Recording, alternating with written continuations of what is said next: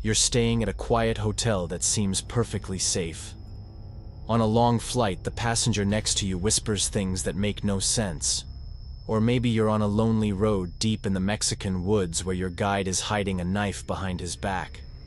Sometimes moments that seem harmless are actually the beginning of a nightmare you can't escape.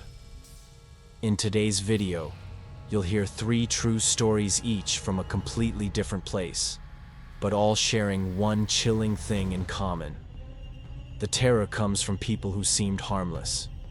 Put on your headphones, dim the lights, and ask yourself if this happened to you.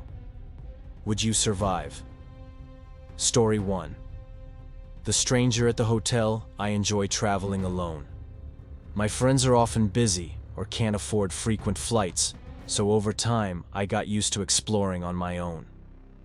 That time I chose San Diego, one of the few cities in California I hadn't been to yet. I booked a decent hotel near downtown with good amenities and positive reviews. As soon as I stepped into the lobby to check in, a man in his 30s struck up a conversation with me. He looked polite, dressed casually, and spoke softly. He asked where I was from, how long I was staying, if I'd been there before. Just normal questions, so I didn't think much of it. Then he offered to help carry my luggage upstairs because he was heading to the 2nd floor anyway. I hesitated a little, but figured maybe he was just being kind. On the way up, he said something that gave me chills. This place is really quiet. Like if someone screamed, no one would hear it. I gave a nervous laugh. He placed my luggage outside my door, smiled, and said, "Nice meeting you. Enjoy your stay." As I turned to go into my room, I felt eyes on my back. I looked around and saw him standing a few feet away, staring at me without blinking, then finally turning away. Right then, I felt uneasy. But I told myself I was probably just overthinking it. After a short nap, I headed back down to the lobby. As I walked past the front desk, the receptionist waved me over. Her tone was urgent. "Do you know that man from earlier? I saw him standing outside the hotel for nearly an hour. He only came in when he saw you enter." I froze. She added, "I checked, he's not a guest here. If you see him again, please don't go near him." I nodded, thanked her, and stepped outside, trying to stay calm and enjoy the rest of my afternoon. That evening, I returned to the hotel to change clothes. After a shower, I lay down on the bed for a quick 15-minute nap before heading out for dinner. That's when I heard a soft knock at the door, followed by a man's whisper, "Housekeeping. May I come in?" My heart jumped. It was my first day. I hadn't requested any cleaning. I walked over to the peephole.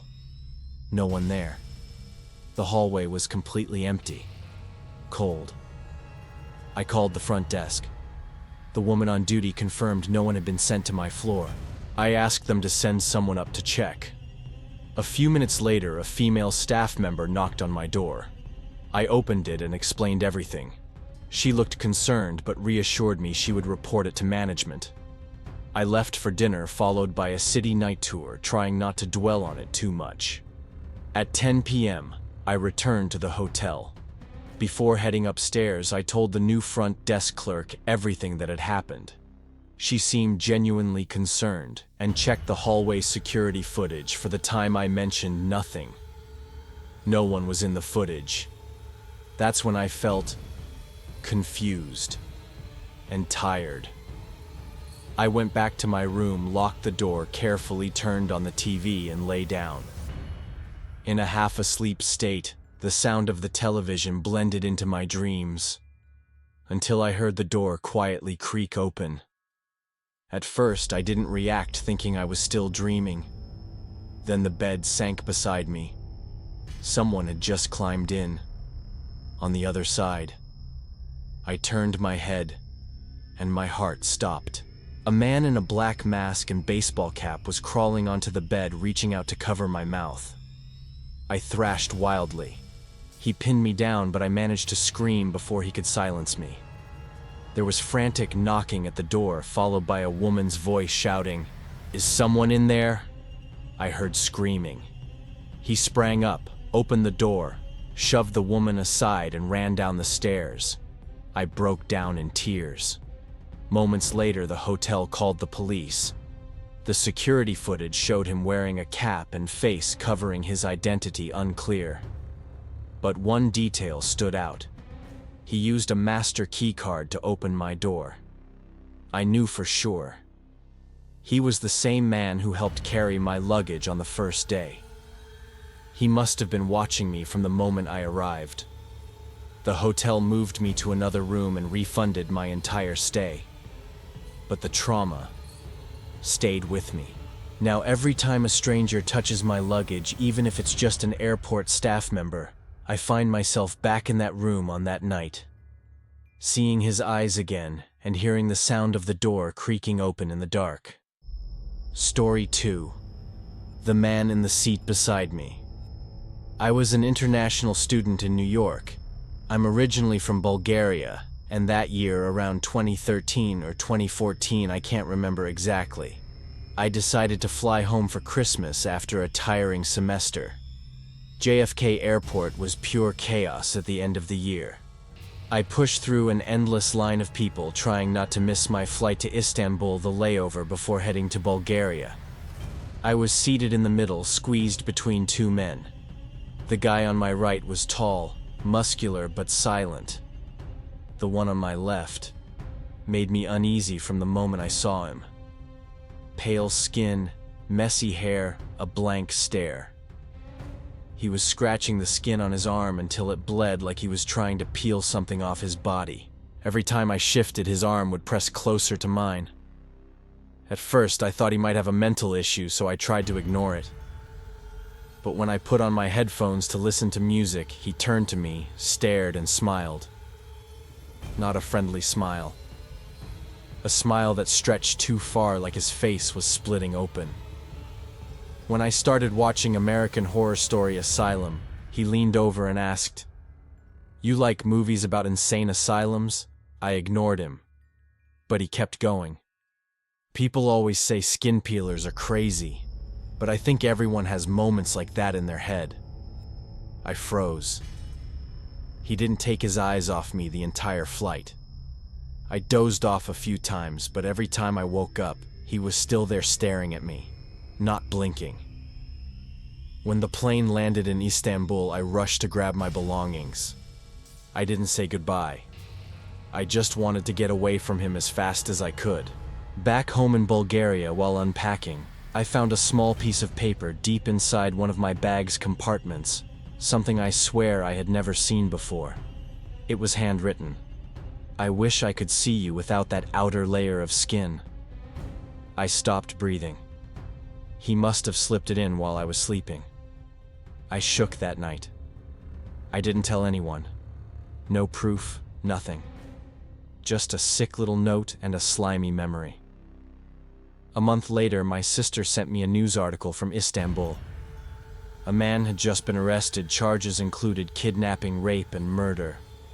The report said he had followed victims from flights, gathered info, and struck once they reached the city. I opened the photo attached to the article and my heart stopped. It was him. The man who sat on my left. The one who talked about peeling skin. The one who stared at me like he was planning something. I survived. But ever since then, I always book the window seat and I never fall asleep on flights. Story 3. Deadly Getaway in Mexico. In 2018, my girlfriend Claire and I decided to escape the cold winter by booking a beachside resort in Mexico. A 7-day all-inclusive deal with buffets, beaches, pools, bars. It sounded perfect. Everything went smoothly until day 3. We rented a car to explore the area. After passing through Tulum, the so-called Dream City, we turned onto a narrow dirt road that led into the woods. It was just a little spontaneous adventure. But on that empty road, 3 men suddenly stepped out from the trees and blocked our path. One of them pulled a hunting knife from his pocket, while another slammed his hand against our window. I slammed the gas pedal and the car shot forward. In the rear-view mirror, I saw them chasing after us, shouting in Spanish. Claire was crying. My hands were shaking so badly I nearly lost control of the wheel.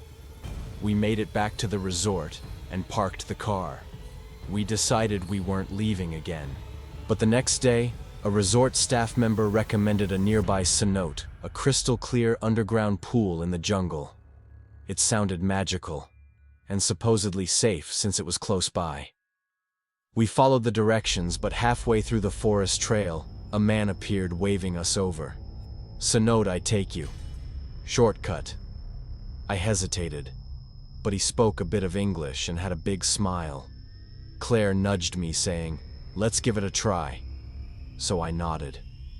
After a few minutes of walking, Claire grabbed my hand and pointed at his back. A long knife handle was sticking out of his rear pocket.